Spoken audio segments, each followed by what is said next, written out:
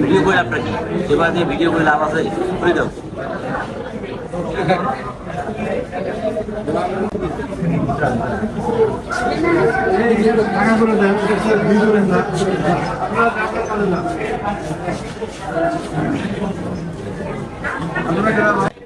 আমাদের রুগী ওই যে সিস্টার বলতেছিল দেরি হবে থেকে আমরা তাড়াতাড়ি নিয়ে গিয়ে দিচ্ছি ওইখানে।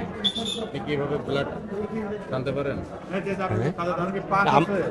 আমাদের পেশেন্ট আমরা ইয়া করে নিয়ে আসে, এই দেখেন উনি মেডিকেলে ভর্তি, মেডিকেলের টিম আছে এখানে, মেডিকেলের ডাক্তার আছে, নার্স স্টাফ আছে। ওনাদের সবকে ডাকছি তো শুনতেছিল না, সেজন্য আমরা এই যে টাকা জমা দিয়েছি, টাকা জমা দিয়েছি, এখনো নিয়ে যাচ্ছি।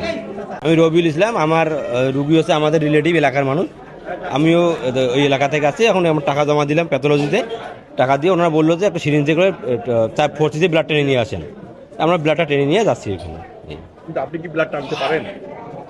না, ব্লাড টানা বলতে আমরা তো ব্লাড টানা একটু শিখছি, কিন্তু ওই টানতে পারি বিদায় আমি বললাম যেহেতু সিস্টার এখন নাই, সেই জন্য আমরা টেনে নিলাম আর কি।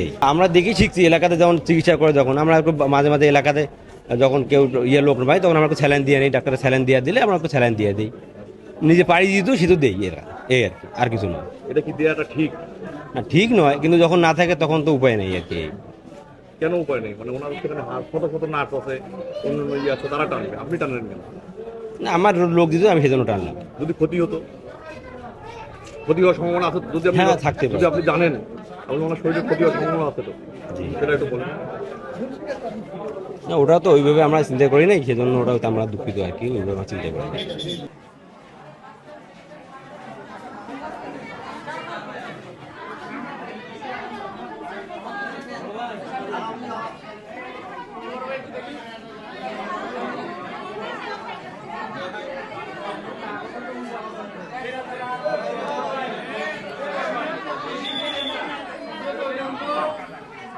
মেডিকেলের রুগী, মেডিকেলের রুগী তো আপনাদের মাধ্যমে নিয়ে আসা হয়, তাই না? যে আমাদের এখানে আসে উনি কে? কে? উনি আপনি রক্তটা দিল, ভাই একটু সরাসরি আমি দিই, আমি ওই যে ওনাক চিনি না তো আমরা, ওনাক চিনি না তো। জানেন না উনি যে দিল, আপনার তো কোনো রুগী তো টেস্ট হয়, নিয়মটা কি? টেস্টের নিয়ম স্যারেরা লেখি এখানে পাঠায়, রুগী নিয়ে আসে অথবা রুগী টলিতে নিয়ে আসে, কেউ ব্লাড নিয়ে আসে রুগীর লোক, নার্সদেরকে বলে।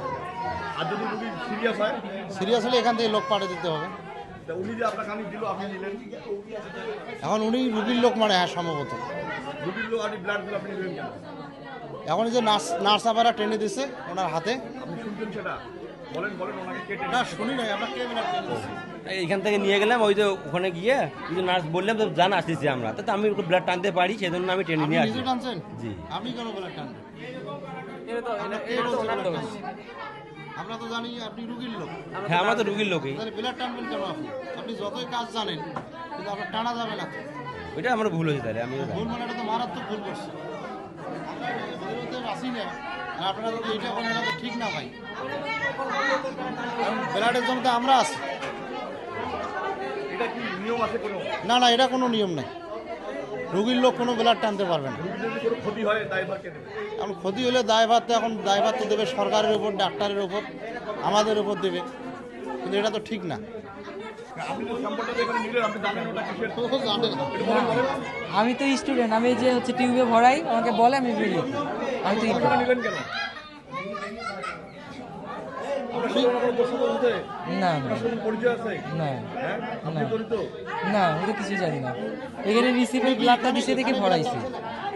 আপনি তো আমার সাথে তাকে আপনি স্পেস দিয়ে পড়ে, এখানে এতগুলো রুগী আছে, আপনি ওটা না নিয়ে এটা নিলেন কেন? না, ব্লাডটা আনছি, ব্লাড তো তাড়াতাড়ি না নিলে ক্লোট হয়ে যায়, ওই জন্যই নিয়ে নিছি। তাড়াতাড়ি ভরে রাখ। না, ব্লাডটা আনলে যেটা ব্লাড ওয়ার্ড থেকে নিয়ে আসে নার্সকে বলে, ওই ব্লাডটা সিরিজে বেশিক্ষণ দেখলে ব্লাডটা জমে যায়, ওই জন্য